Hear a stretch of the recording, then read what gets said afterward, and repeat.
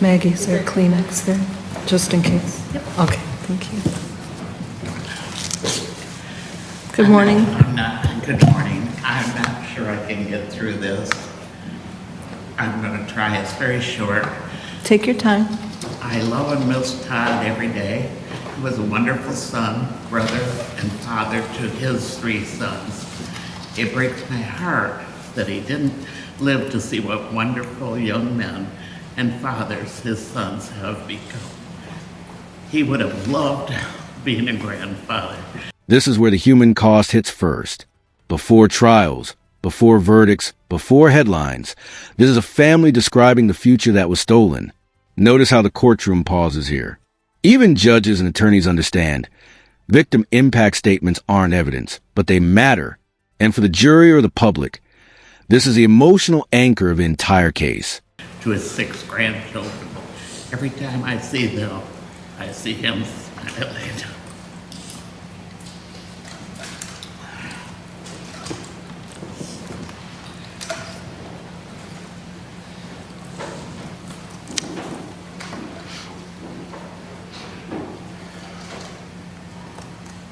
Do you want to sit down, ma'am? Is it right if I go on? Yeah, we can pull up a seat for you.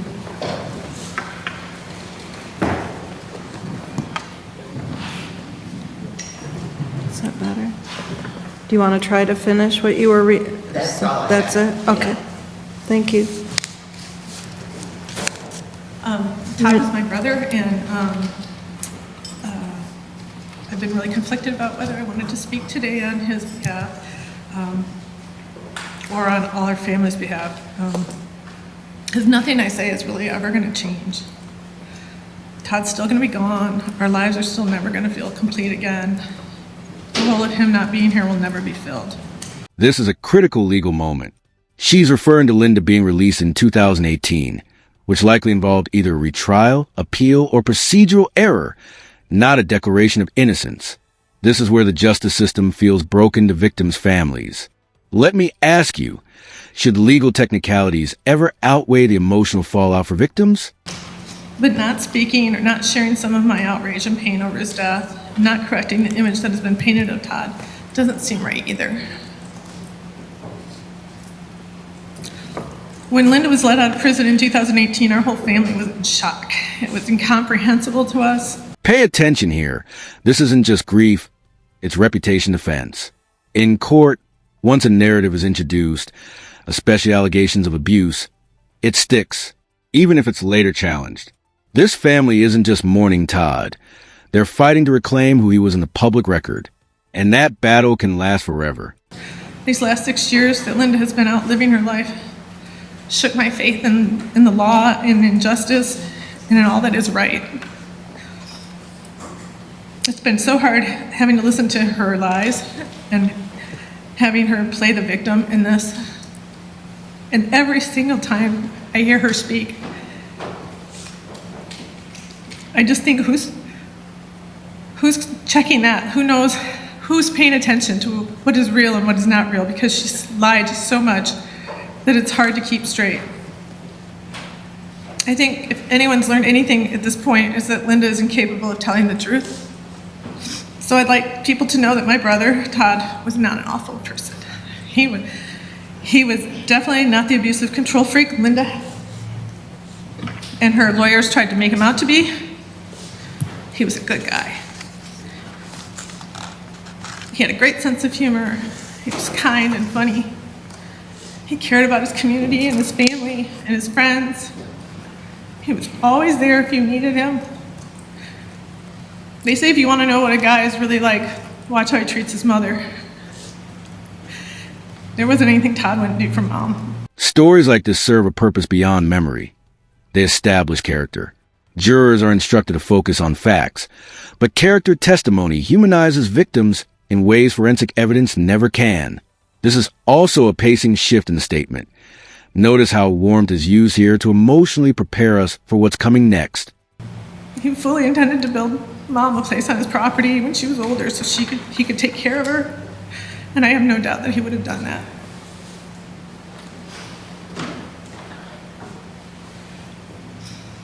It was Todd who showed up with his truck on a Saturday when it was pouring rain to help me move.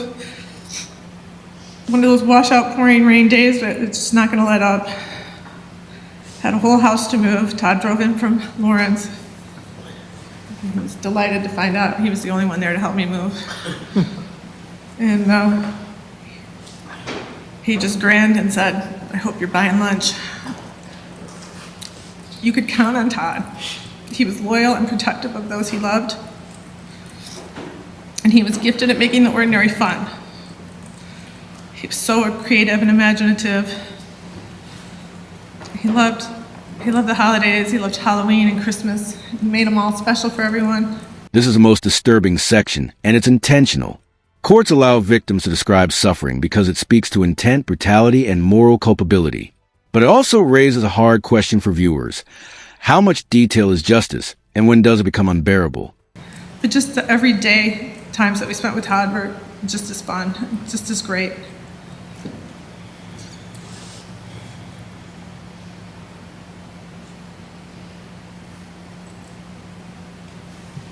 Todd liked the classics. He liked Elvis Presley and Johnny Mathis and Randy Travis. Here's the legal bottom line. Found guilty twice matters. That means his verdict wasn't a fluke. It survived scrutiny. Appeals may still exist, but at this point, sentencing is about accountability, not doubt. For this family, prison is a revenge, it's finality. And after years of uncertainty, that finality is everything. He wasn't afraid to show emotions or cry, but he was one of the toughest people I knew. And it would have broke his heart to know that his death ended his son's childhoods and altered all our lives forever. One of the biggest heartbreaks for me to this day is that it's difficult to talk about Todd without talking about how he died. And there is no question that he suffered an excruciating and painful death. There wasn't one person who was there that day who didn't have a hard time talking about his injuries. I can't help but think about what Todd must have been feeling that day he died.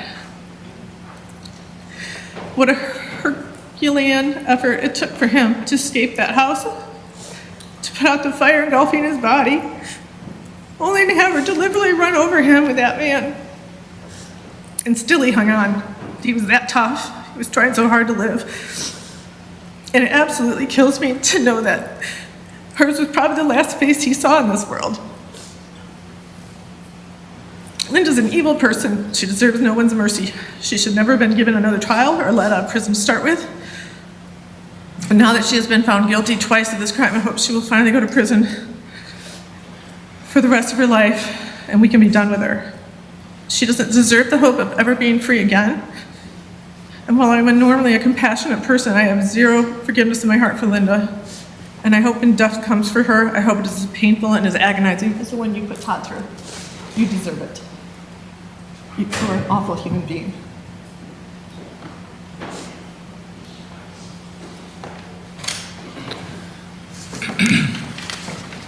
I just have a short statement from myself, and then I also have a statement from my sister Kathy, who cannot be here today, but asked me to read her statement. My statement's simple. This weekend, rest assured, we're going to be celebrating the holiday in Todd's memory. You'll be in prison. My sister Kathy's statement is such. The picture that she's referring to is on the right with her daughter. This picture was taken the last time I and my two children, then ages 4 and 2, saw my brother Todd alive. It was August of 2006. We were having a family dinner with Todd and his 3 boys and some other family members.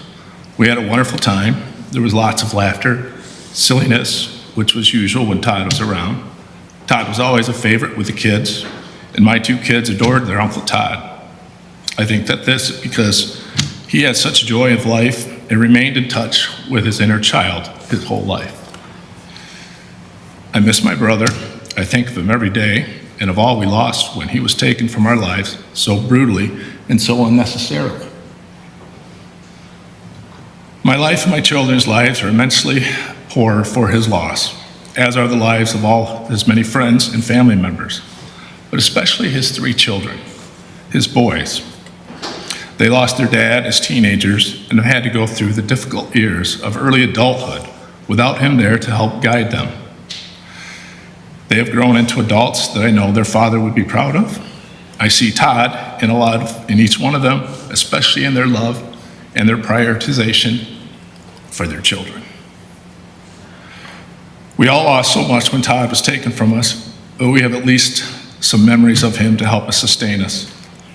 I feel the worst and the sorriest for his grandchildren, who never knew, nor will they ever get to know, their grandfather, who would have adored them.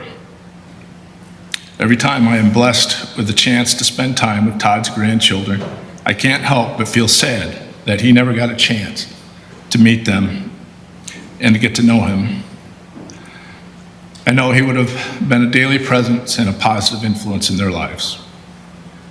Todd's death has left a giant hole in my heart and our family, but knowing that the person responsible for taking his life will spend the rest of her life in prison will help us find some peace and some level of closure.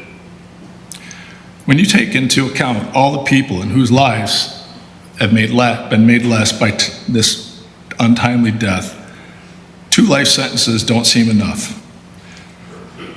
It's a beginning and it's a start, but it's not enough.